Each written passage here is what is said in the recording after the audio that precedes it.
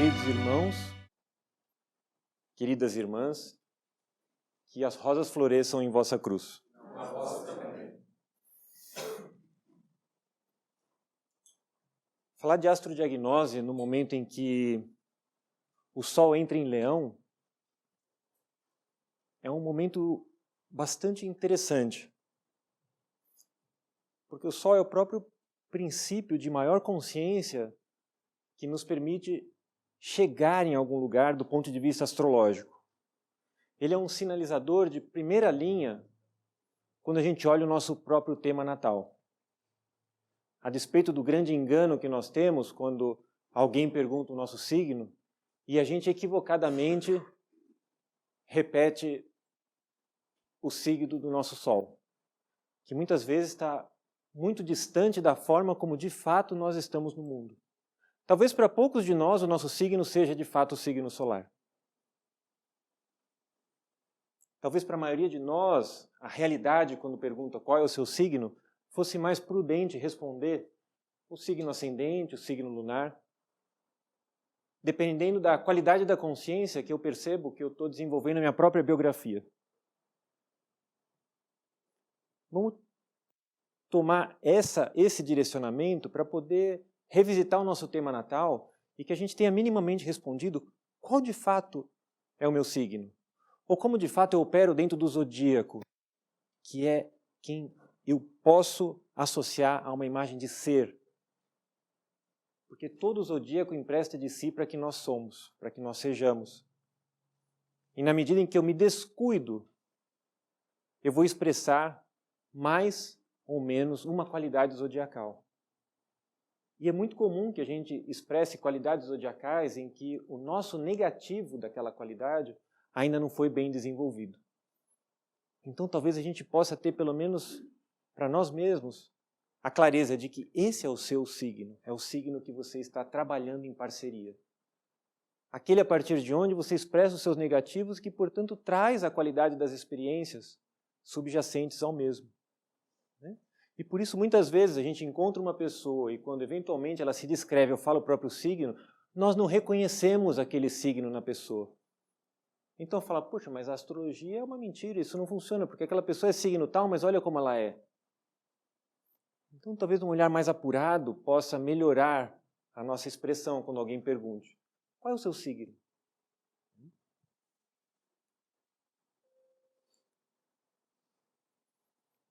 Então, um tema fundamental, que é Hermann Bacher, que é quem dirige esse olhar de astrodiagnose dentro da perspectiva da fraternidade, diz respeito a esse conceito que ele chama de astrodinâmica. Ou seja, quando eu tenho um horóscopo, quando eu tenho um tema natal, eu tenho uma figura estática no momento em que eu adentrei esse plano, no momento em que eu respirei. Mas, para fazer um estudo real da astrologia enquanto um objeto de transformação e de ampliação da minha consciência, eu preciso compreender como que é a dinâmica desse tema natal depois que eu nasci. Se eu não fizer isso, a astrologia vai se resumir a espelho, espelho meu. Existe no mundo alguém mais belo que eu?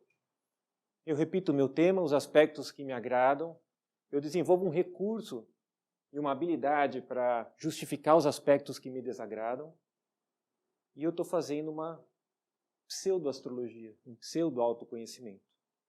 Então, o que é a astrodinâmica? É um termo utilizado para indicar o estudo do horóscopo sob o ponto de vista das influências planetárias que diminuem ou aumentam, ou seja, independente do meu tema natal, aquelas influências que estão lá podem diminuir ou aumentar. Existe um processo dinâmico na forma como eu adentro esse plano. Diminuem ou aumentam segundo as reações do nativo, ou seja, conforme eu estou no mundo, conforme as experiências acontecem, os planetas vão reagir de uma forma ou de outra, sempre tentando me trazer a um ponto de síntese, um ponto de maior consciência. Daí a importância de ser grato às experiências que são de alegria e às experiências que são de tensão, de perda, de dificuldade, que são as experiências que nós temos mais dificuldades de desenvolver um mecanismo de gratidão. influências planetárias que diminuem ou aumentam segundo as reações do nativo às suas experiências durante determinada encarnação. Isso que é a astrodinâmica. Por isso, a nossa biografia é tão importante do ponto de vista astrodinâmico. Quando eu percebo que as coisas estão indo bem, eu preciso ver de onde que esse bem está vindo, por onde eu estou sendo impulsionado, para a partir da astrologia poder lembrar-me de onde o meu tema natal convida que eu despeje essas energias de graça que eu recebi a mais. Porque se numa situação de graça, onde tudo vai bem, eu simplesmente gozo essa graça e não direciono de uma forma construtiva, essa graça pode terminar. Então aquilo que pode se manifestar com maior graça pode se tornar aquilo que é a minha maior desgraça. Uma vez que eu não soube direcionar as oportunidades que as circunstâncias me trouxeram. Então a gente está, nesse momento, adentrando Leão. Nós estamos agora ainda numa lua nova de Leão, né? Essa aqui é a constelação de Leão. E a gente percebe aqui, na constelação de Leão, uma estrela especialmente que chama atenção, que é uma estrela Régulus. Ela fica bem no finalzinho de Leão. E ela fica bem no coração do Leão. Fica nos últimos graus do signo de Leão. Então é interessante observar. Algumas estrelas fixas têm qualidades que eventualmente podem ser sentidas na medida em que a pessoa tem algum planeta que se aproxima delas. Então essas estrelas, Régulus, Alcione, Antares, são estrelas grandes e fixas que eventualmente a gente pode complementar dentro do nosso estudo astrológico. Então esse aqui é Leão. E Leão, a gente sabe que rege algumas partes do corpo físico, que são aquelas partes que, na medida em que eu sou abençoado com planetas em Leão, existe de alguma forma um tipo de compromisso que vão me lembrar, na medida em que eu estiver executando o convite que a hierarquia de Leão me convida nesse plano. Quais são essas partes do corpo que estão associadas a Leão e que lembram a pessoa de Leão quando ela está trabalhando mal as energias do signo? Coração. Coração é uma? Que mais? A coluna, né? O próprio eixo Aquário-Leão é um eixo que está muito vinculado à coluna. E é interessante perceber que é um eixo vinculado ao amor, né? Que mostra o amor enquanto um princípio, uma força que nos convida a verticalizar. Amor pessoal versus amor impessoal. Amor pessoal Leão, amor impessoal Aquário. E ligado à coluna. Interessante olhar o amor em perspectiva, né? Como ele é. Circulação sanguínea, ele está mais vinculado a dois planetas específicos, que são Vênus, do ponto de vista da circulação venosa, e Júpiter, do ponto de vista da circulação arterial. Mas são signos que funcionam alinhados. Você vê que Júpiter é o regente de Sagitário, que está vinculado bem a Leão por um trígono, e Vênus, enquanto regente de Libra, também faz um sextil, e que, portanto, mostra como o coração adequadamente temperado, do ponto de vista zodiacal, ele conversa bem, tanto com Vênus, que é o outro, que é o tu, quanto com Sagitário, que é o exercício da mente com discernimento em favor do humano. A aorta, uma artéria grande que sai do coração, veias cavas, veias grandes que chegam ao coração. Percebe que é uma região bem fundamental do ponto de vista funcional do ser. Leão é quase que o cerne do nosso ser. Leão é uma hierarquia muito fundamental. Ela é a casa do Sol. O regente de Leão, nós sabemos, é o Sol. Sem Sol não é possível o exercício da nossa consciência zodiacal no plano em que a gente se encontra. O Sol é um princípio fundamental. Então, olha como o Leão é uma hierarquia que merece um cuidado especial da nossa parte. A casa onde está Leão no nosso tema natal tem uma mensagem muito profunda. Tem um chamado, tem uma atenção, tem uma área da vida em que nós somos especialmente convidados a nos esmerar do ponto de vista espiritual. E o Sol, a gente sabe que também está vinculado à regência do coração, está vinculado à regência dos olhos. Quando a gente coloca os dois olhos em perspectiva, você ainda pode colocar o olho direito relacionado ao Sol, o olho esquerdo relacionado à Lua. Claro que o olho é uma região muito delicada e tem múltiplas regências. Mas, grosso modo, a princípio, a gente pode olhar, porque o Sol está ligado à luz. E os olhos se formam a partir da luz. Então, muito dessas regências que a tradição nos traz enquanto associações, elas dizem respeito a associações que são bastante óbvias e que a gente pode arriscar testar. Ozzy?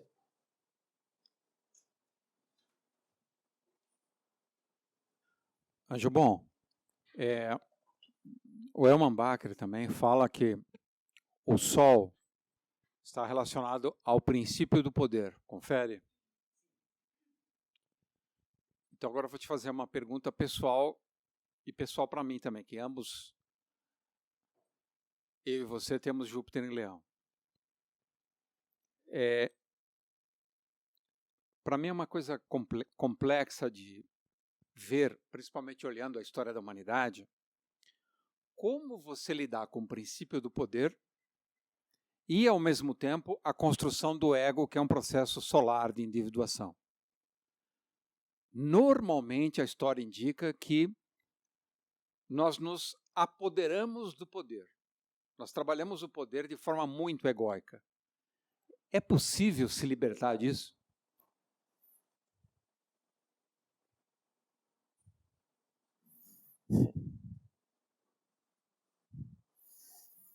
É possível, pode ser, são formas de perguntar que uma pessoa hábil mentalmente sempre vai se esquivar. Porque tudo é possível. Então, a princípio, eu vou me esquivar de você, Oswaldo, dizendo, é claro que isso é possível. Mas na medida em que a gente admite que tudo seja possível, a gente tem que passar por uma outra qualidade de pensamento, que eu acho que está mais na altura da nossa reflexão. É provável ou improvável? Na medida em que uma pessoa como eu entende que tudo seja possível, porque eu fui abençoado ou amaldiçoado com uma qualidade que é o otimismo, eu só posso trabalhar com uma resposta para você no sentido de ser provável ou improvável. Na medida em que a gente se entranha demais na matéria, nosso sangue se suja, nossa consciência se nubla, isso vai se tornando cada vez mais improvável. Na medida em que eu sou semeado por mentiras de uma sociedade mal constituída em favor de valores que não sejam reais, e eu acredito e faço pacto da minha vida pessoal com esses valores, isso se torna cada vez mais improvável. Mas na medida em que eu purifico o meu sangue, eu começo a escutar minimamente aquilo que o Espírito quer de mim. Eu entendo um pouco de astrologia e vejo a possibilidade de um convite enquanto para onde devo ir. E começo a suspeitar que nessa caminhada a vida começa a se desdobrar de uma forma favorável. Eu mesmo desenvolvo essas forças de compreender que eu tenho poder sobre isso. Não é simples, porque a forma como a sociedade está estruturada é uma forma muito facilitadora do perder-se para um valor espiritual em favor de uma realidade material. Grande parte da sociedade ainda é refém de um mau desenvolvimento da estruturação na relação com a matéria. Então, na medida em que eu estabeleci essa relação com a matéria de forma adoecida, na medida em que o meu signo de touro não serviu como consolidador de um plano maior que cabe a mim de construir algo nesse mundo. E eu me usei de touro para beneficiar a mim mesmo. Nessa mesma medida, a minha consciência se obscurece no sentido desse poder ser mal utilizado. Então, o que é esse poder ser mal utilizado? É ser utilizado plenamente a meu próprio favor. Quando você volta esse poder a seu favor, você pode até, aos olhos da sociedade, ser visto como um bem-sucedido. Mas do ponto de vista de uma dinâmica espiritual, pode ter acontecido de termos nos perdido no caminho.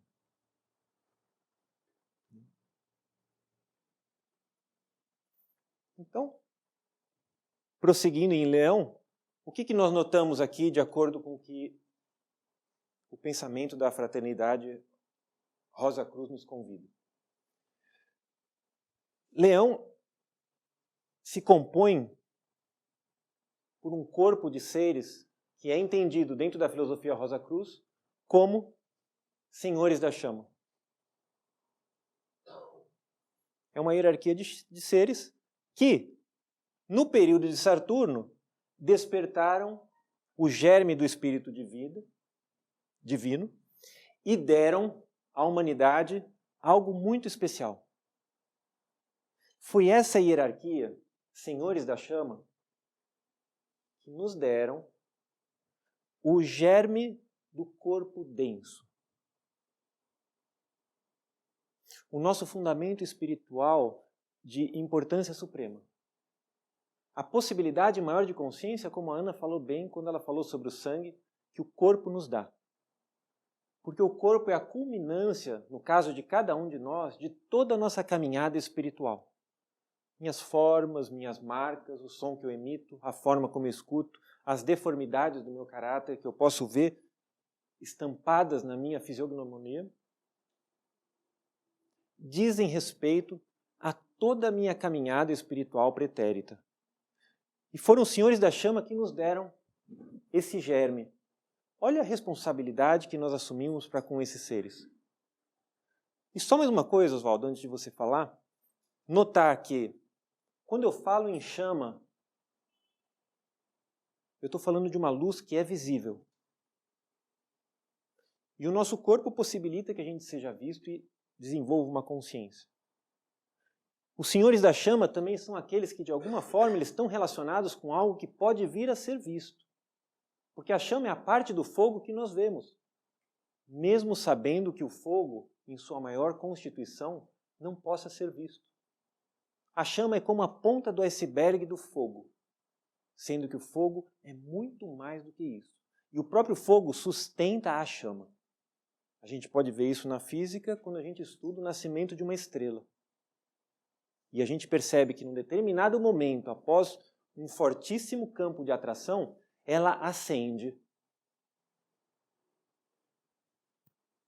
Desculpe, Oswaldo. Imagina. Bom, você poderia falar para a gente onde fica o átomo semente do corpo denso? Já que você falou em corpo denso. E qual é a principal propriedade desse átomo semente para a gente poder usar a intuição, tentar relacionar ele com os senhores da chama? Você poderia fazer isso? Poderia. Olha, isso é fundamental. Porque é realmente o exercício que a gente deve fazer, na medida em que a gente percebe haver esse átomo semente, é esse exercício de intuitivamente estabelecer uma relação intuitiva com o mesmo, para ver aquilo que a gente já sabe, mas que está esquecido. O átomo semente do corpo denso está nessa região, no ápice do ventrículo esquerdo do coração.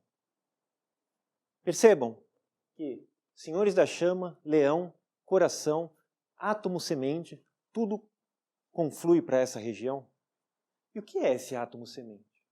Se eu posso falar de uma tecnologia espiritual, se eu posso falar de uma tecnologia material que no laboratório eu desenvolvo e que eu reproduzo cientificamente em vários lugares do mundo, eu posso ousar, por analogia, falar de uma tecnologia espiritual, onde todo o conhecimento que eu tenho de construção de corpos densos, de toda uma história que eu desconheço do que se trata, mas que habita em mim, se encontra dentro desse átomo semente. Tudo que eu sou, descobri, guardei, gravei, está dentro desse átomo semente. Tudo que eu respiro, misturo com a minha digestão, incorpora ao meu corpo e passa no sangue nessa região, é gravado nesse átomo semente. É como uma caixa preta do humano.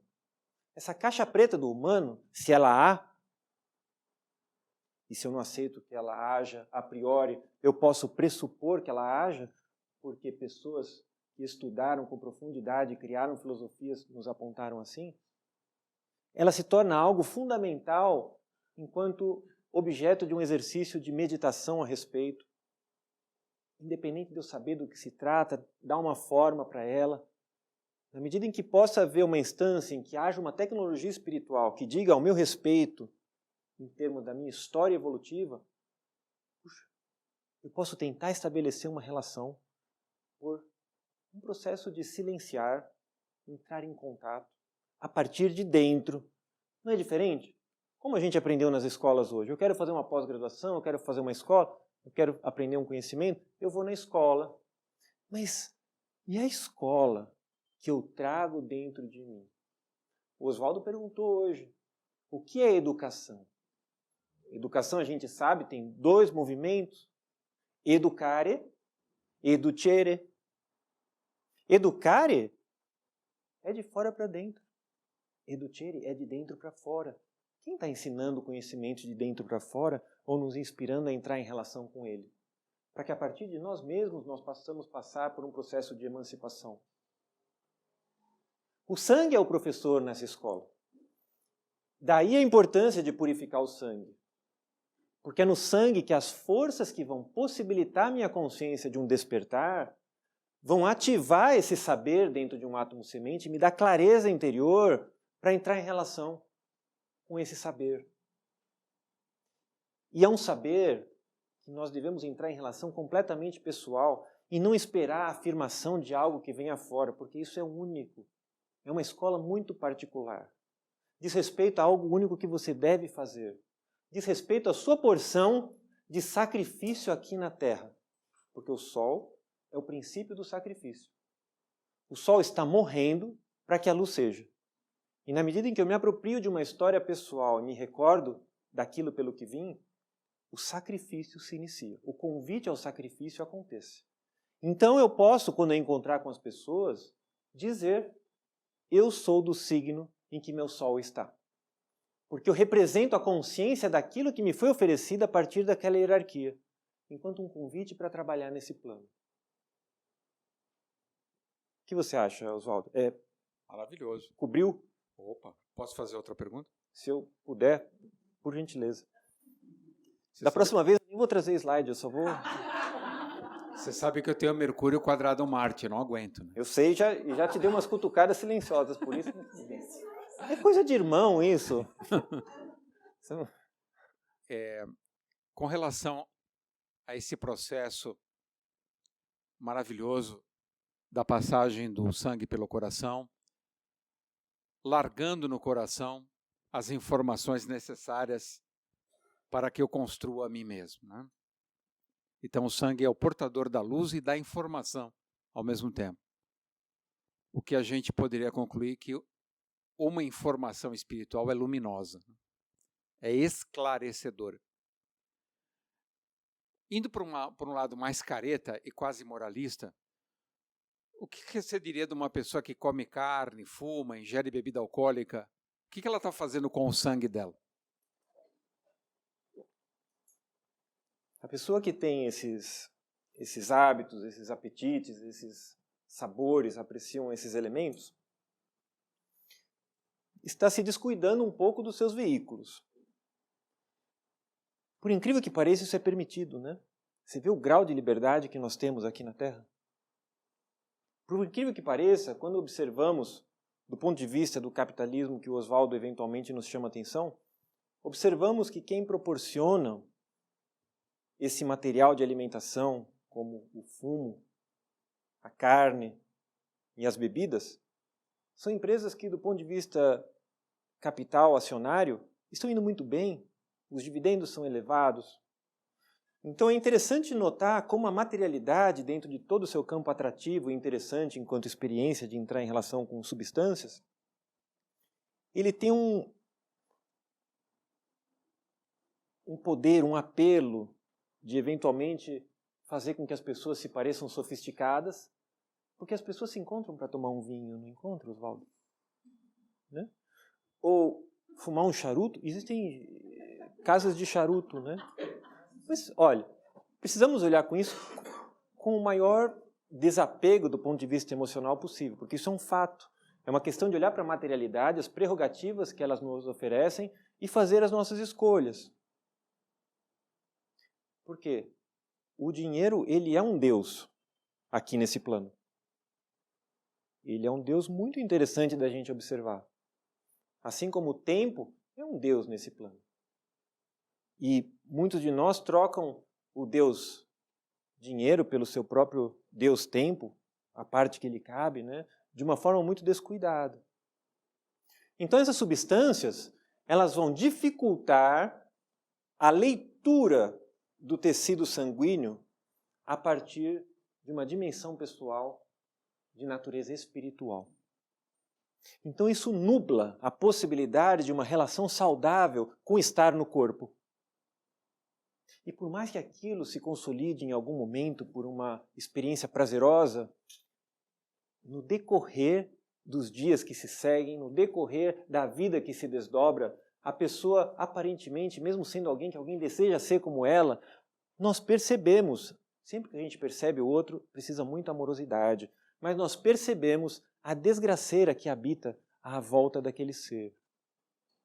A qualidade da experiência que segue, consequentemente, seres com determinadas escolhas. E sempre que a gente ousar perceber algo que esteja além da nossa própria vida, olha, se não tiver amor, melhor não fazer. Porque observar algo e apontar, olha lá, tá vendo? É fazer parte desse algo. Você se responsabiliza por aquilo com o qual você estabelece uma relação crítica de julgamento, porque foi avisado para que os nossos olhos sejam mansos e que a gente não julgue. E se a gente julgar, é importante saber que aquilo que eu estou julgando, eu estou assumindo parte do compromisso naquela dívida, independente de estar acontecendo no corpo do meu irmão ou no meu. Porque somos a humanidade. E da mesma forma que os átomos sementes estão ligados por fios invisíveis, Max Heindel fala bem isso no conceito. Algumas porções flexíveis, outras mais endurecidas. Nós também, a despeito de cada um sair daqui para sua casa, estamos ligados por uma outra qualidade de fio. Somos a humanidade. Então, o nosso olhar tem que ser manso. A nossa sabedoria tem que ser emancipadora. Quando Oswaldo fala que é em Leão que eu desenvolvo o domínio da forma, ele fala algo que guarda profundo segredo. Porque qual a hierarquia que se segue a Leão? São os tronos ou senhores das chamas? Aqui está escrito senhores da sabedoria. Mas na tradição cristã se chama de dominações. Então tem a ver com o domínio. Então se eu não aprendo a estar no trono, eu não aprendo a dominar. Se eu não aprendo a estar no trono, eu não tenho sabedoria para emancipar. A minha sabedoria é usada em benefício próprio. Então essas substâncias não são recomendáveis. Mas da nossa parte, a aproximação dos irmãos com essa ousadia, se for o máximo silenciosa possível e o mais transbordativa possível a partir da nossa própria atitude no nosso dia a dia, na escolha do que eu como, na escolha do que eu consumo, melhor. Se eu desenvolver uma luz tamanha que me permite falar a respeito, ousemos. Não vamos nos paralisar. Mas, por enquanto, o que é interessante é que, do jeito que as coisas estão, isso é permitido. Pela lei dos homens, mas também pela lei de Deus, porque se isso pode acontecer, existe permissão. Que loucura, né? Que loucura a possibilidade da gente poder fazer isso conosco mesmo, ser permitida pelos céus. Que grau de liberdade é esse? Mas você não chega a pensar que Deus é bipolar? Deus... Eu acho que a questão, quando eu penso em Deus, eu penso como um ser brincalhão, né? Gosta de brincar. E a gente está brincando aqui com ele, né? Você acha que Deus é bipolar? Às vezes não. Qual é o signo mais bipolar que você vê no zodíaco? Gêmeos e Libra, né? Gêmeos e Libra são os mais bipolares, eu acho. Mas o câncer também tem uma bipolaridade. Tem. Mas o câncer é mais demente do que bipolar, né?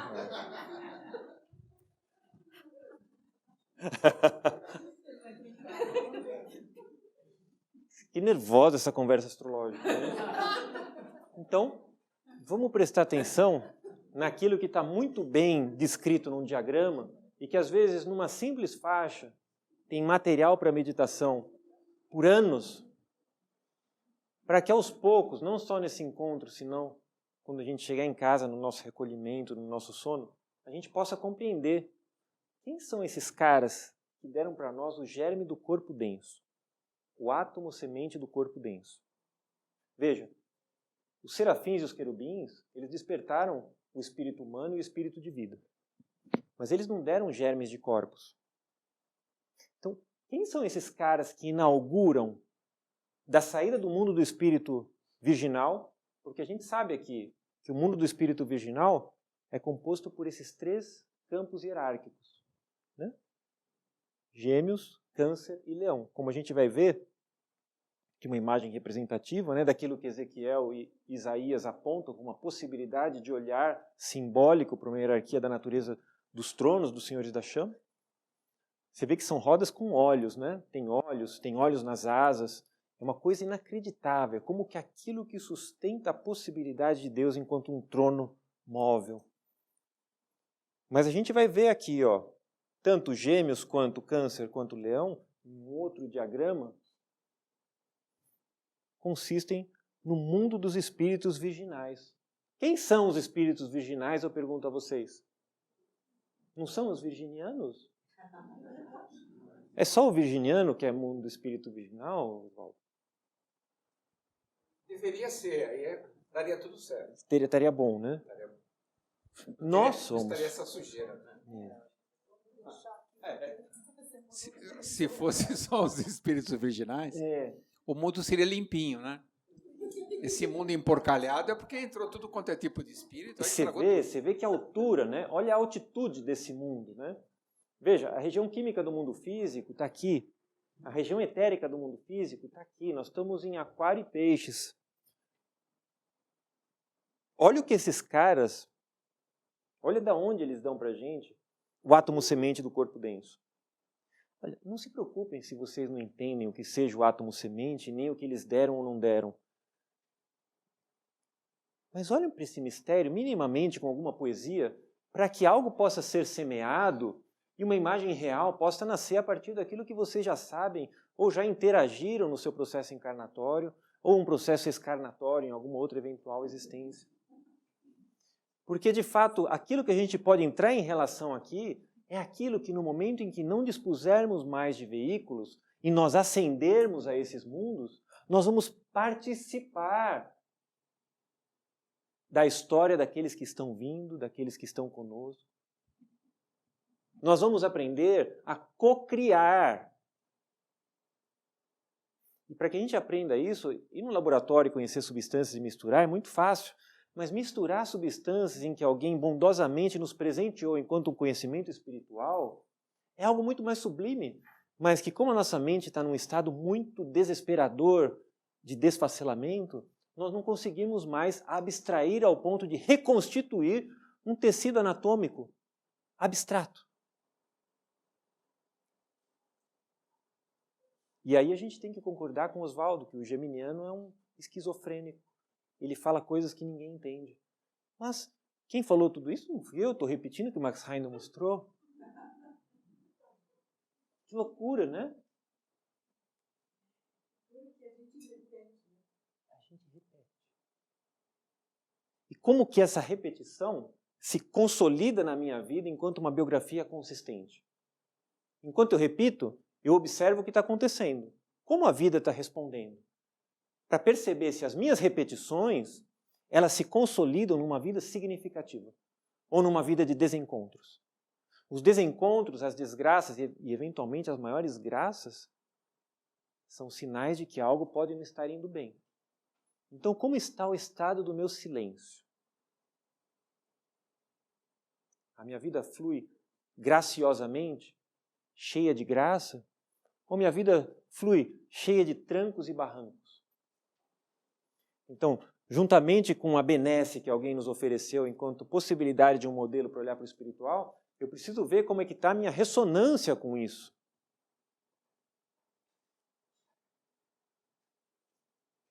Ricardo, você disse que quando a gente estiver já desencarnado, vai ser capaz de vivenciar todos esses outros mundos, correto? será possível que quando estemos encarnados, em algum momento possamos entrar em contato com esses mundos? Ótimo. Sim. A ideia de alguém que participa de algo que ousadamente se qualifica enquanto uma ciência, enquanto uma filosofia, que te inspira a olhar para essa realidade, que te convida, a partir de um método, à realização de exercícios como a retrospecção, para despertar e melhorar a qualidade do seu ser, que fala de um corpo-alma a partir de onde, em uma outra região, que não o mundo físico, a gente pode entrar em relação. Ou seja, podemos desde já entrar em relação com o estado de co-criadores, desde que nos disponhamos a estar em comunhão prática com o conhecimento teórico. Senão isso tudo fica uma repetição, como na escola, aprender uma tabela para tirar nota e passar de ano. Temos que vivificar o sacrifício de quem veio antes de nós. Senão a gente vai ficar para trás.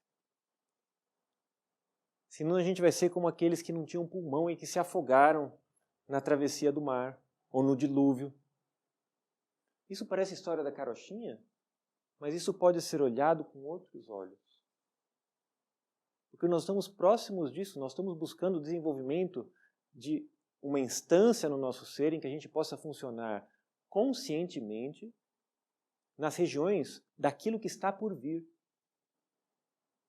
Consciência como essa que nós temos agora, na região etérica, como Paulo que encontra o Cristo. Encontra por uma baita cabeçada, porque apesar de ser um sabidão, estava perseguindo o lado errado. Mas olha só, olha que oportunidade que essa lição nos dá.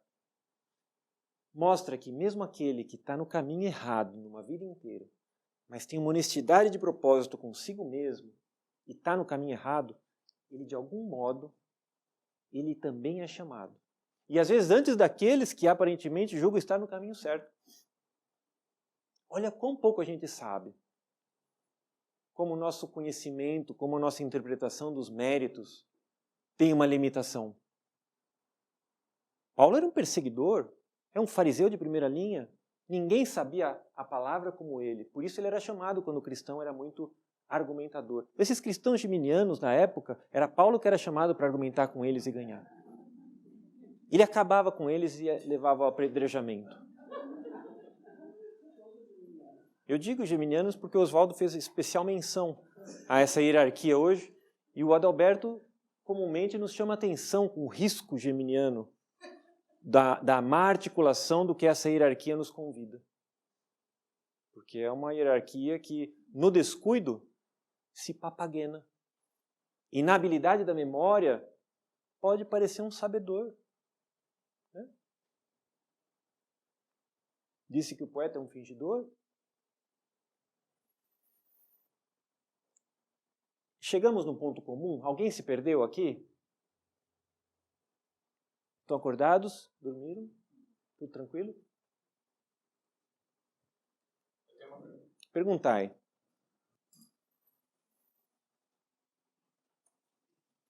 Eu também sou fã de São Paulo, né? Apesar de morar em São Pedro. São Paulo é aquário, São Pedro é peixes. Olha só, é corpo físico e corpo etérico. Tá? Presta atenção, Ronaldo. Quando a Trinity vai levar o Neo para conversar com o Morfeu a primeira vez, ela só dá uma recomendação a ele. Be honest. Seja honesto. E você acabou de mencionar que o que salvou Paulo, apesar de ele estar no caminho oposto, foi a sinceridade de propósito. Ele era honesto consigo mesmo. Fala um pouquinho sobre essa virtude que também tem a ver com o leão. A honestidade e a honradez.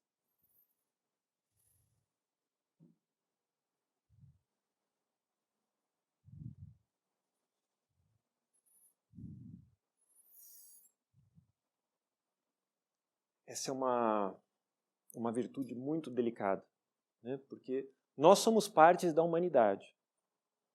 Nós somos a humanidade também. Então a gente poderia dizer que Na medida em que eu tenho um sacrifício a ser feito, isso não diz respeito absolutamente a ninguém, é um sacrifício que me cabe. Então, nessa medida, eu preciso ser honesto comigo.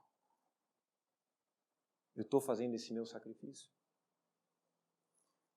Por outro lado, existe a humanidade com a qual eu me relaciono. E na medida em que eu sou carente, eu deixo de realizar esse sacrifício para ser aprovado e apreciado pelos outros. Então eu posso ser honesto para comigo e desonesto para com o outro.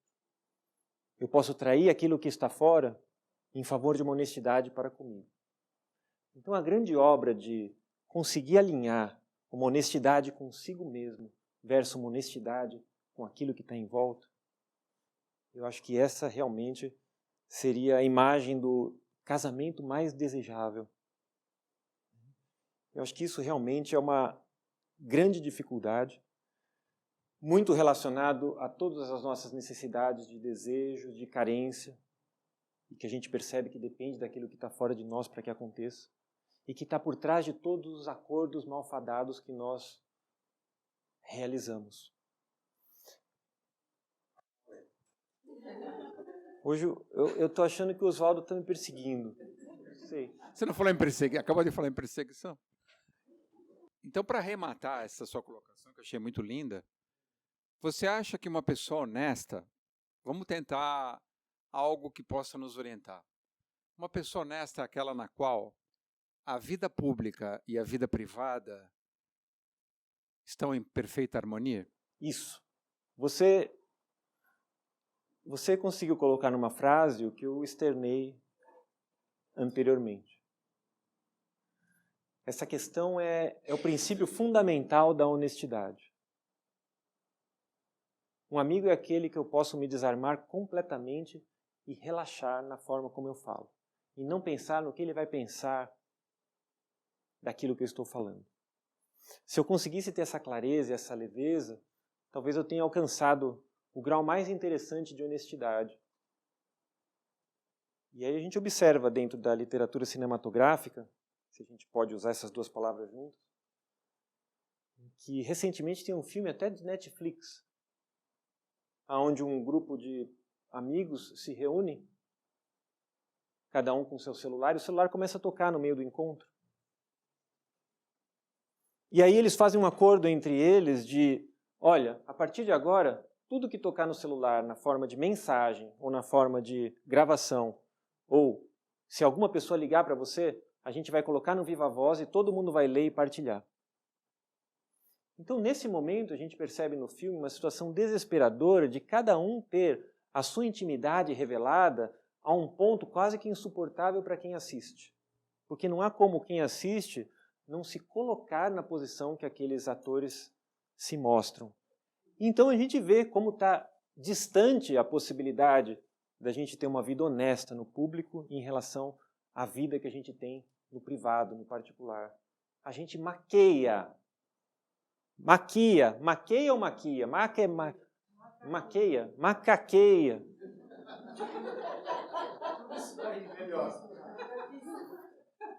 A gente faz uma maquiagem na nossa vida pessoal para que a gente seja melhor aceito.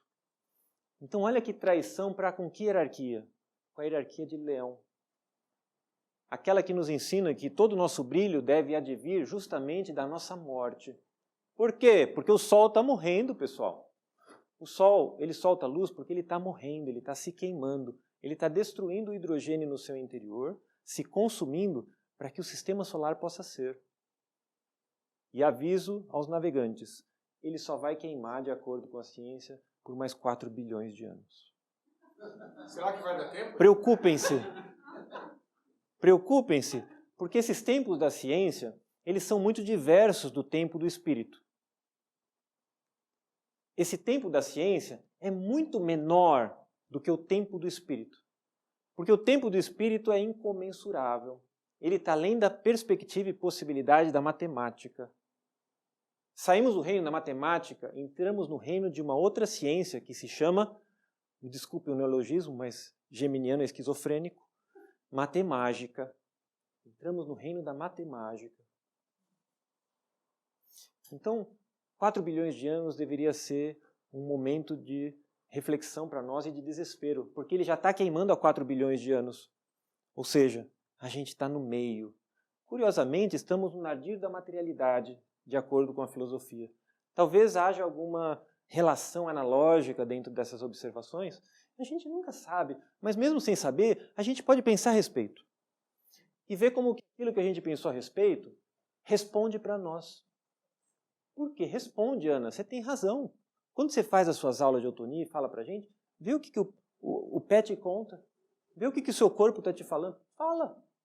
E não é só o corpo, porque o nosso corpo é mais do que esse corpo consciente que hoje a gente pode interagir. A consciência ela pode alcançar uma qualidade solar. A consciência pode ser, de fato, como Oswaldo utilizou, a palavra solarizada. A consciência solarizada é uma consciência viva, só que é a consciência do sacrifício. Não é uma consciência simples, porque eu não quero o sacrifício. Eu quero isso mais, eu vou mais, como Chaves. Você assiste o Chaves fala, eu vou mais, eu não quero nunca assim, eu só quero um pouquinho, eu só quero molhar o dedinho, eu não quero entrar inteiro. A gente quer inteiro, não pela metade, não quer só comer. Então aqui o que a gente está vendo aqui nessa próxima imagem é uma relação do nosso encontro anterior com o nosso encontro atual. Porque a gente sabe, foi avisado no mês passado, que aconteceria nas proximidades do nosso último encontro esse fenômeno. Que fenômeno é esse? Isso é um fenômeno de casamento celeste. Um casamento muito interessante. Quem casou? A mãe e o pai. A mãe e o pai casaram. O sol e a lua casaram. Casaram bem casados para quem estava assistindo aqui da Terra. E realmente isso é um casamento. Que encontro, né? Esse é um eclipse, filmado por um colega que esteve presente no Chile, no momento exato. Então ele usou a câmera dele e mandou essa imagem para nós. Olha que maravilha, né? Olha a lua. Vocês estão vendo a lua aqui? Que lua, né? Que bela lua. Essa é a lua como ela é. Completamente passiva. Completamente receptiva. E aqui ela está sendo fecundada na sua inteireza. Fenômeno raro. Ser fecundada na sua inteireza significa ser fecundada naquele espaço onde a nossa visão nunca alcança. Onde a nossa vivência, até determinado momento, não é permitido contemplar. Numa região que está oculta às nossas possibilidades. Salvo Oswaldo, que eventualmente tem uma possibilidade de estar em lugares inusitados. Então, o lado oculto da Lua é um espaço que realmente não é simples de conceber enquanto possibilidade. Mas aqui o Sol está fecundando o lado oculto da Lua. Olha que fenômeno do eclipse. Que tipo de lua é essa? É lua? Não é cheia, ó. Está aqui cheia. Mas ela está cheia do outro lado. Você vê como a gente é egocentrado, né? A nossa astrologia é terrestre. Então a gente lê os fenômenos a partir da nossa mediocridade. Será que a face escura da Lua, de fato, é a que está em relação à nossa pessoa ou é a que está em direção ao Sol? Que loucura, né? Coisa de geminiano isso. Desculpa, Oswaldo. Adalberto, se você assistir, desculpe. Nossa. Porque o Adalberto ele tem um cuidado comigo no que diz respeito à minha subjetividade que pede que eu seja cada vez mais esmerado, astuto, seja lá o que for, para conseguir conversar com ele. Então, temos aqui essa imagem maravilhosa do casamento do Sol com a Lua. O que acontece quando o Sol está casado com a Lua, astrologicamente? Olha, isso é muito fundamental. Porque é muito especial o que acontece quando o Sol está casado com a Lua e, portanto, quando a Lua é nova. Isso é uma das coisas mais fundamentais para a gente compreender. Por mais simples que possa parecer. O que acontece do ponto de vista astrológico quando o Sol está em conjunção com a Lua?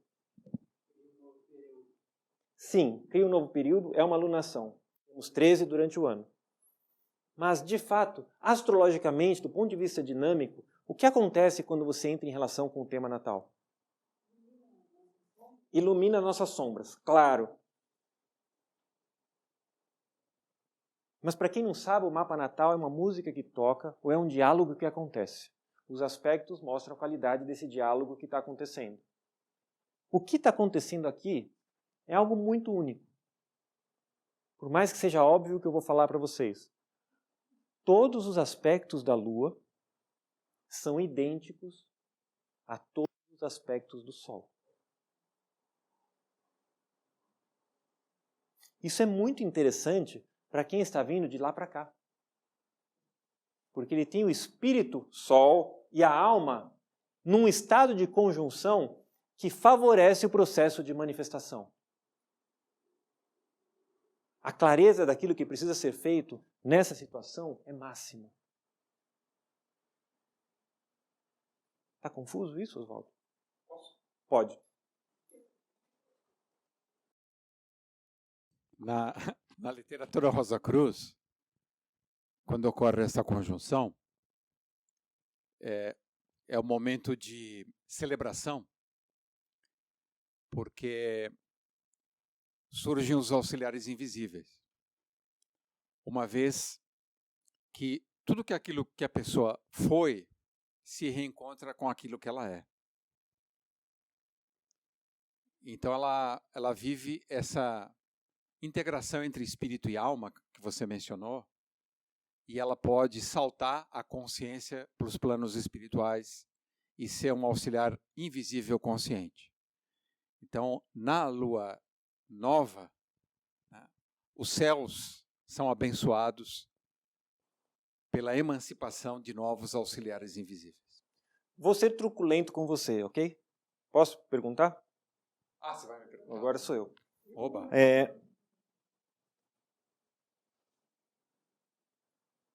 Nem toda lua nova é um eclipse. Do ponto de vista da dinâmica de um auxiliar invisível, existe alguma particularidade na estrutura desse ser quando isso se dá no momento de eclipse, em relação às outras luas novas, que de fato não é um eclipse? Então, no eclipse, além da Lua estar em conjunção com o Sol, eles estão alinhados também com a cauda e cabeça de dragão. Então, se um auxiliar invisível é emancipado nesse momento, ele vai ser mais do que um auxiliar invisível. Ele vai mudar o eixo da história da humanidade. Então são momentos interessantes. O eclipse é mais que um momento interessante, é um momento decisivo. Só que, normalmente, as pessoas que nascem no eclipse têm um destino, vamos dizer assim, não muito abençoado. Às vezes nem vivem muito. Agora, se é uma pessoa espiritualizada, acontece o oposto, é um salto. É uma espécie de salvador. Mas é raro acontecer. O auxiliar invisível geralmente nasce apenas numa lua nova. Nesse caso, além de lua nova, é eclipse. Quanta coisa, hein? Quanta coisa. Então é importante saber que, assim como Sol e Lua estão em conjunção, no eclipse, o eixo nodal, nódo lunar sul, nódo lunar norte, que todos temos no nosso tema natal, estão alinhados com Sol e Lua. O eixo nodal da Terra, que são eixos em relação à Terra, estão alinhados com Sol e Lua. Por isso que Sol e Lua conseguem ficar na mesma linha e o eclipse acontecer. Se o eixo nodal tivesse deslocado, a Lua estaria aqui em cima.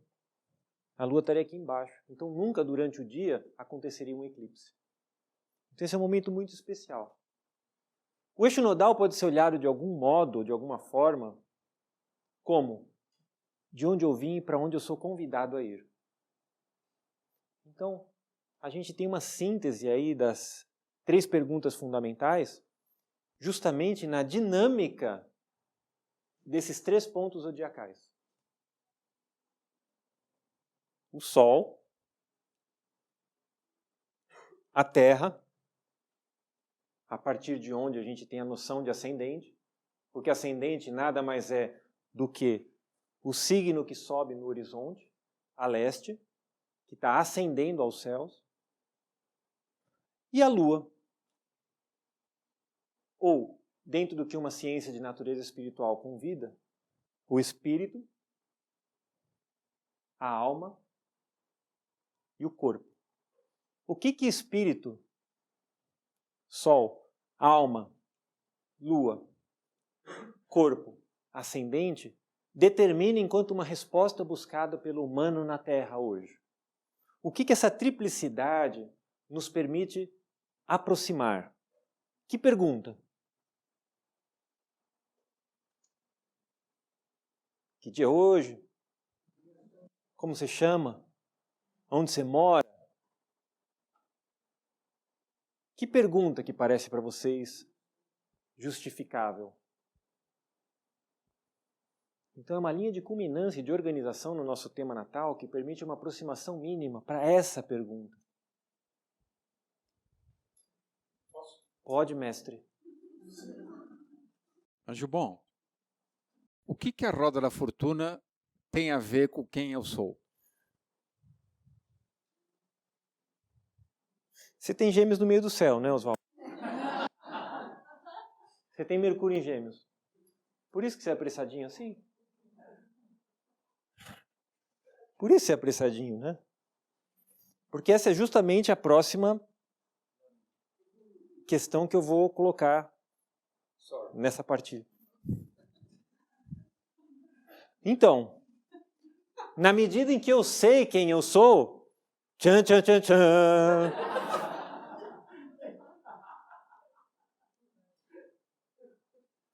Se eu sei quem eu sou, algo acontece.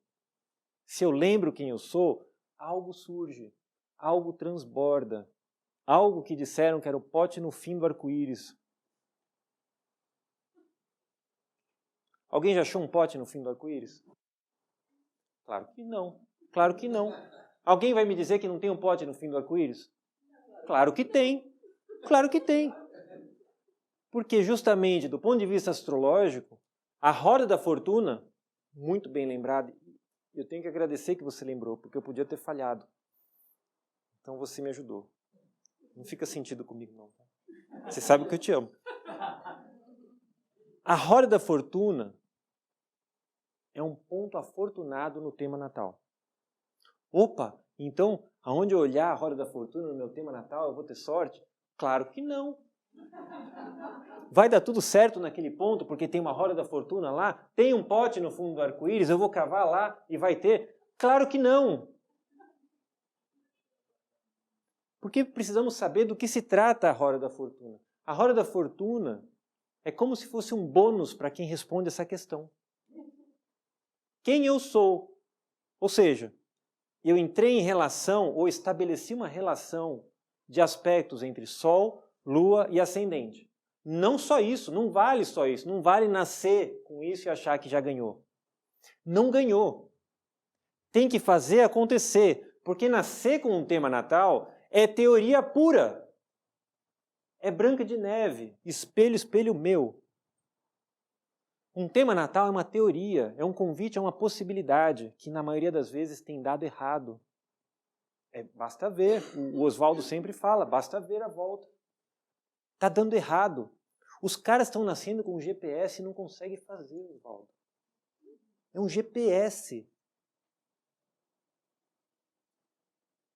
Está escrito, é aqui. Seu dom é esse. Seus talentos são esses.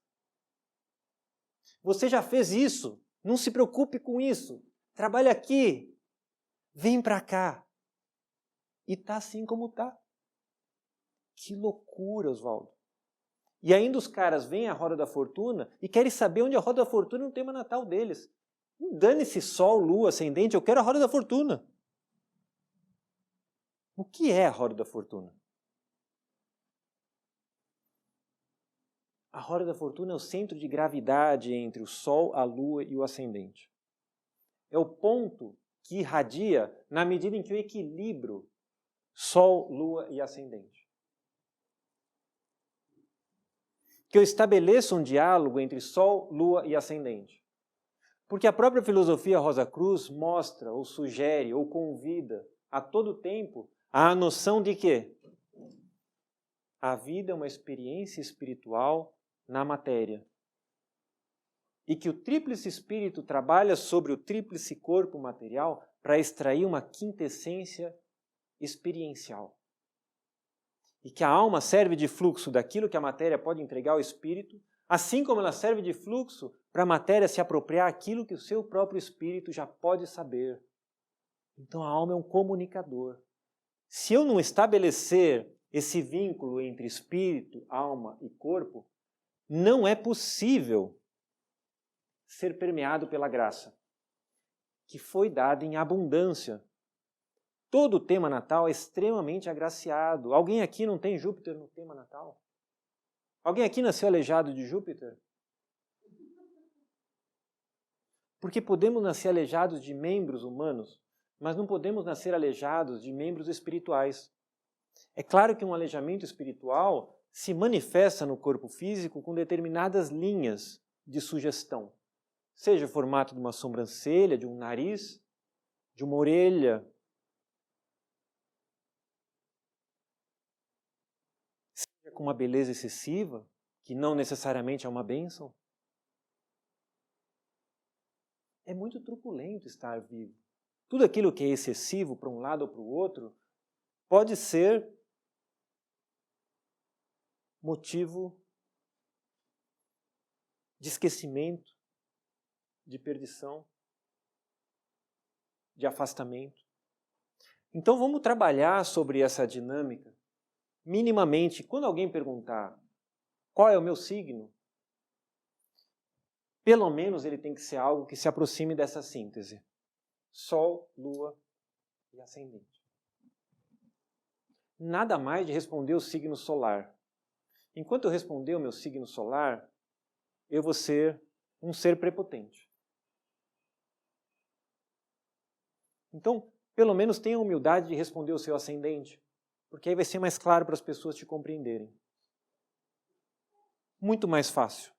E muito mais fácil elas te identificarem pelo seu ascendente do que pelo seu sol. Porque ser sol não é fácil. O sol está em sacrifício. A gente não quer sacrifício. A gente quer o bem bom e zona de conforto. Gozolândia, gostosinho. A gente só quer o gostosinho. Quando tosse, quer falar. Alguma coisa? Aqui, ó. Sim, cavalheiro. Casas interceptadas não é uma espécie de mutilação? É como quando você não tem uma cadeia. A casa interceptada coloca em aprisionamento um tema, uma área da vida, uma dinâmica psíquica, espiritual, psíquica, alma, espiritual, espírito, que vai estar temporariamente suspensa até que você dê conta de algo que você deixou um rabo solto lá atrás. Onde está esse algo? Na casa de maior grau do signo que governa duas casas. Porque se tem um signo interceptado, tem um signo que tem duas casas. Vamos tentar não sair dos trópicos e chegar aos casos extremos? Ou nos casos extremos próximos aos polos, é melhor a utilização de outro sistema de casas para a aproximação de uma leitura astrológica. Senão você vai cair no equívoco e na dificuldade em lidar com situações em que dois signos estão interceptados e assim por diante. Conseguiu acompanhar o que eu falei? Mais ou menos, né? É. Bom, quando uma casa está interceptada, ela tem um signo inteiro lá dentro daquele número. Se você procurar outra casa, tem algum signo, algum dos signos vai começar uma casa e vai começar outra casa. Ele vai começar duas casas, de um lado e de outro. Esse signo, no lugar em que ele começa a primeira casa, vai ter um grau baixo, 2, 1. No lugar em que ele começa a segunda casa, vai ter um grau alto, 27, 28. Porque para ele chegar na outra casa tem que ter um percurso razoável. Essa casa que está com 27 e 28 está pedindo sua atenção. No eixo inteiro. Não precisa só olhar para as casas se elas não tiverem planetas. Vê onde os planetas que regem essas cúspides se encontram e como eles conversam. Provavelmente, geralmente, ou um deles está interceptado junto, ou eles estão em quadratura, ou eles estão em oposição. Para piorar ainda mais a nossa possibilidade de alcançar. Mas nós somos responsáveis por isso. Nós escolhemos isso. Isso que é o mais maravilhoso. Você vê que a gente já é espiritualmente masoquista em alguns momentos, né, Oswaldo? Sim. Normalmente é um tema natal que é muito complexo de analisar, com planetas na casa 12, planetas em signos interceptados, indica que a pessoa usou a magia de forma inadequada, foi ou mago negro ou próximo a isso, então seu próprio tema vem obscuro e inacessível. O que é maravilhoso, olha que exercício. Olha que exercício, né? Como ser grato a isso, né? Porque é fácil ser grato a quem te traz um presente, mas como ser grato àquele presente que é o presente de grego? Né? Minimamente estudando a mitologia grega, porque tem toda uma pista lá para chegar nisso. Né? Podemos dar mais um passo? Eu estou claro, Ana? Sim. Você calça quanto? 42. Obrigado. No Mochileiro das Galáxias, 42, você sabe que é a síntese do mistério do universo. Né? Você sabe que a resposta é 42. Né? Só para você saber com quem você está falando. Então, do ponto de vista astrológico, é fundamental desvincular toda a nossa percepção em termos de zodíaco versus a percepção que nós temos em termos de planeta. Porque o zodíaco é um campo completo de conhecimento que permite que as coisas sejam. Os planetas são seres em desenvolvimento tal como nós somos. Mesmo o Sol. Max Heindel vai nos colocar numa situação de olhar para a história evolutiva do Sol enquanto um ser que se prepara para se tornar um zodíaco. Então, olhar as coisas em perspectiva favorece com que a gente seja menos preconceituoso com certa qualidade de seres e mais objetivos com aquilo que nós queremos falar. Então, eu posso me queixar de uma hierarquia zodiacal como Touro, mas talvez seja mais prudente observar como Vênus está se comportando. Porque talvez isso não tenha nada a ver com Touro, senão com aquilo que está sendo feito com aquelas forças. E é aí que eu vejo no meu tema natal se o meu planeta está bem ou mal aspectado. Se ele está bem ou mal aspectado e diz respeito a uma determinada hierarquia, provavelmente existe o risco de eu estar prostituindo aquela hierarquia, fazendo mau uso das forças daquela hierarquia. Está claro isso? Quando eu falo hierarquia, eu quero dizer signo. Porque eu não vejo o signo como Áries, Touro. Por trás disso eu vejo uma estrutura viva de seres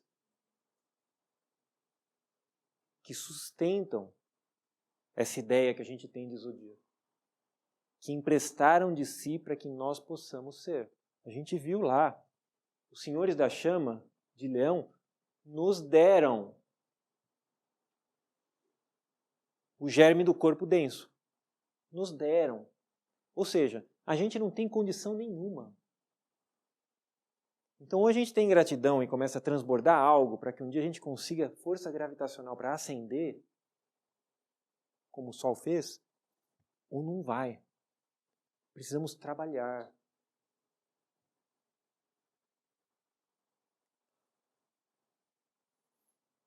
Então, aí que está. Hermann Bacher vai chamar o Sol, vai dizer que o Sol está alinhado à capacidade de poder que nós somos capazes de exercer. O Sol, ele está vinculado a esse valor que a gente chama de vontade. É fundamental que nós não confundamos vontade com desejo. Querer é uma coisa. Desejar é outra coisa. Se querer e desejar, que são duas coisas, foram vistas como sinônimo, dançou. Dançou completamente.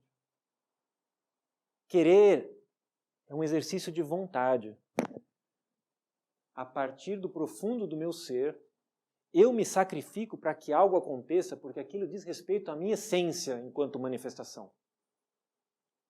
Desejar é quando, no caminho da minha realização, eu vejo alguma coisa e me sinto atraído por aquilo. Como é que você se realiza? Soldadinho. Desejar Caminho da realização.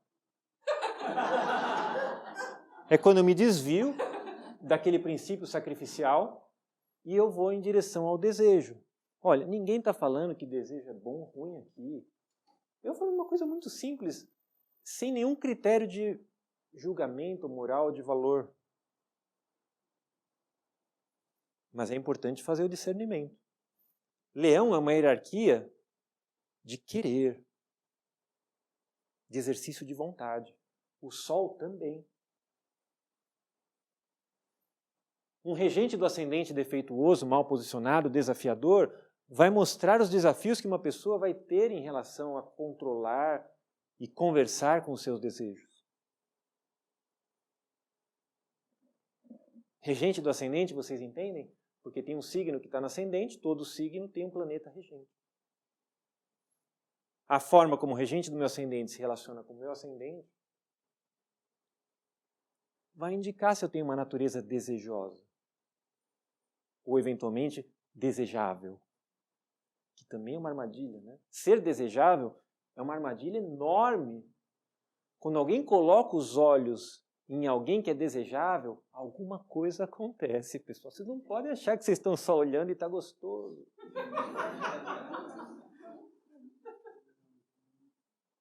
Abre, fala, mostra, peraí, ó. Estabelece um vínculo onde aquilo possa fluir, pelo amor de Deus, porque não é simples. Não é, eu não sei, vocês estão fazendo pergunta difícil hoje, vocês estão me colocando numa situação complicada, eu estou me sentindo afundando na areia movediça hoje. Mas tudo bem. Mas o que vai fazer? Os olhos estão aqui, regido pelo sol. Eu queria fazer uma última pergunta. Não, se não quiser. Pode. Aqui a ideia é a gente perguntar. Trocar. Fala, Capricorniana. A pergunta é a seguinte, Gilbom. Nós falamos sobre ser honesto. Ser honesto combina com ser franco. Ser franco combina com ser espontâneo. Mas eu me achando franco, honesto e espontâneo, eu posso ser tosco e agressivo.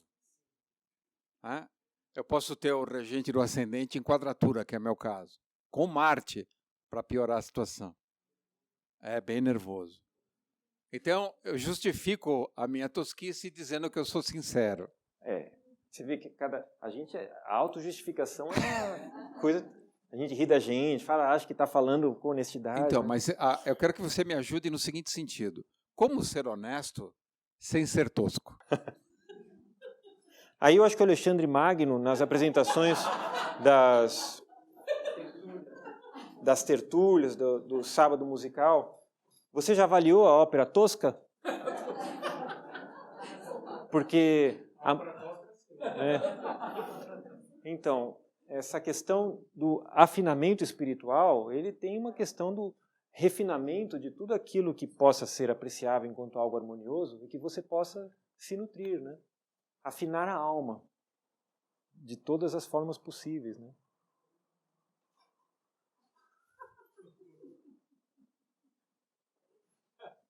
A tosqueira existe por algum motivo, né? Ela está aí, ela deve ser um princípio pedagógico interessante. Talvez algumas pessoas só sejam movidas quando alguma coisa tosca aconteça. Talvez as pessoas não consigam alcançar um grau de abstração numa conversa que dê sono nelas. A tosquice às vezes acorda.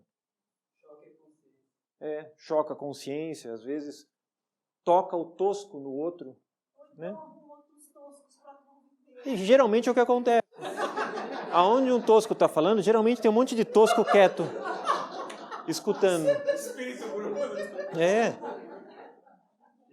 Porque isso é tudo um campo de configuração, onde a tosqueira e aquele representante daquela forma de falar ativa no outro uma forma de saber.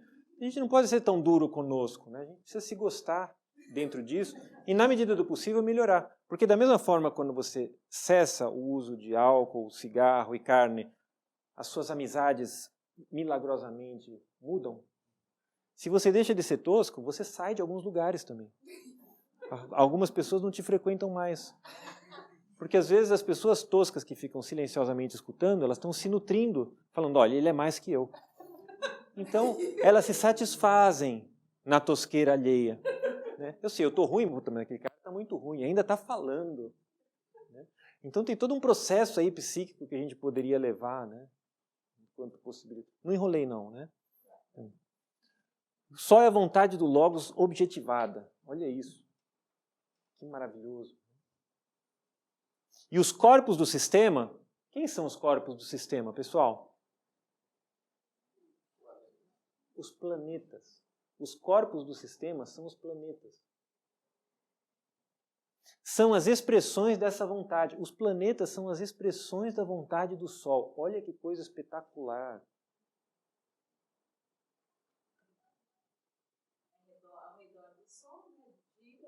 Então, você falou algo importante, eles giram ao redor do Sol, não ao redor da Terra. Olha que loucura! Como é trabalhoso alcançar essa hierarquia planetária a partir de onde nos encontramos. Local a partir de onde essa hierarquia está deformada. Porque os planetas giram diferente da Terra do que quando a gente está no Sol. Né? Lembra, quando a gente passa no Sol, você percebe que a ordem do giro planetário não tem retrogradação quando você está sentado no Sol. Na Terra tem um monte de possibilidades de consciência que o Sol não oferece. É a vontade do Logos objetivada e os corpos do sistema são as expressões dessa vontade em manifestação. Planetas são campos. Essa ideia de campo é clara para vocês? Campo de futebol, né?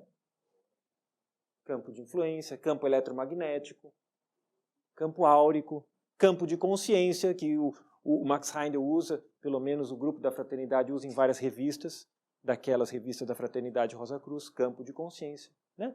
Então é algo que acompanha uma certa qualidade. Campos. Né? A órbita planetária é um campo. Não vejamos o planeta apenas como aquilo que está recebendo a luz. O planeta é aquilo que recebe a luz mais a sua órbita. E para cada um receber um pedaço dessa órbita na medida em que nasce.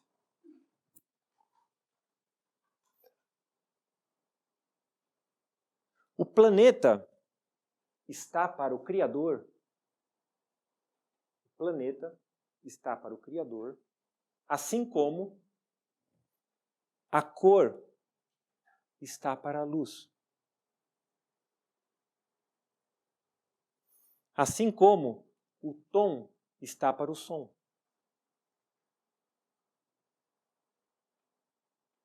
É interessante esse conceito de totalidade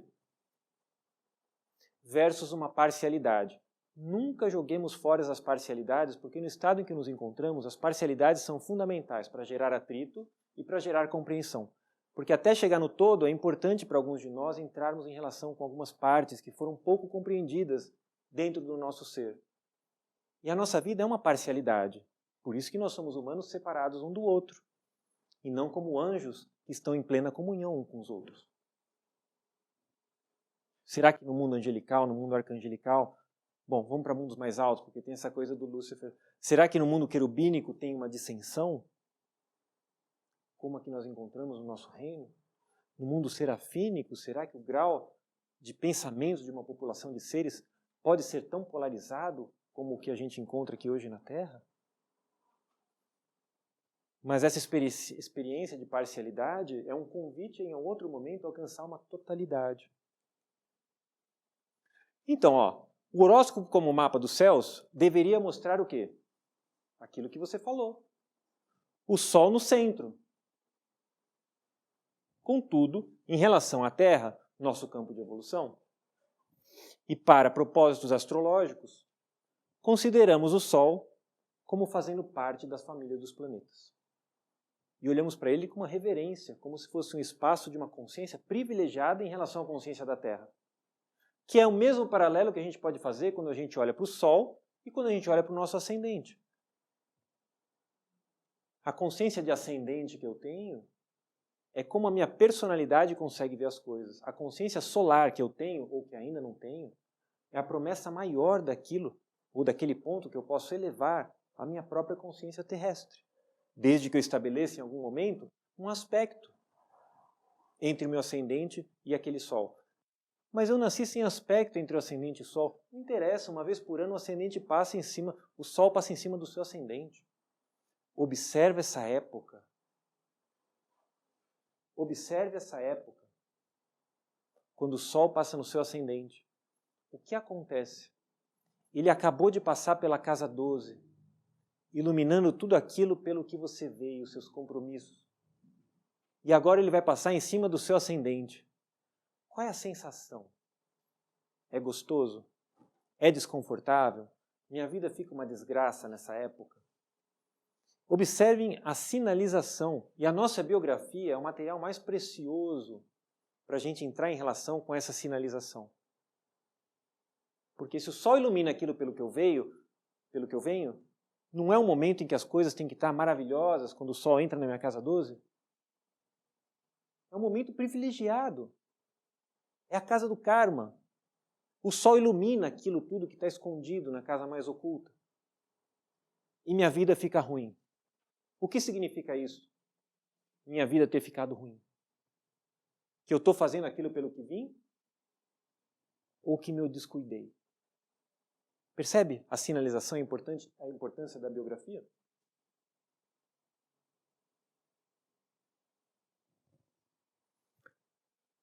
Muito bom. Acho que deu para a gente entrar em relação funcional, fazendo uma vinculação aí do signo anterior, Câncer, com o Leão, e contextualizando aí como que a gente pode operacionalizar de uma forma mais interessante o nosso Sol. Né? Espero que tenha sido proveitoso. Para mim foi. As perguntas que o Oswaldo fez hoje, na minha retrospecção, vão me custar um pouco mais de tempo. Né? Vocês, eu não sei. Tá bom. Muito obrigado, pessoal, e que as rosas floresçam em vossa cruz.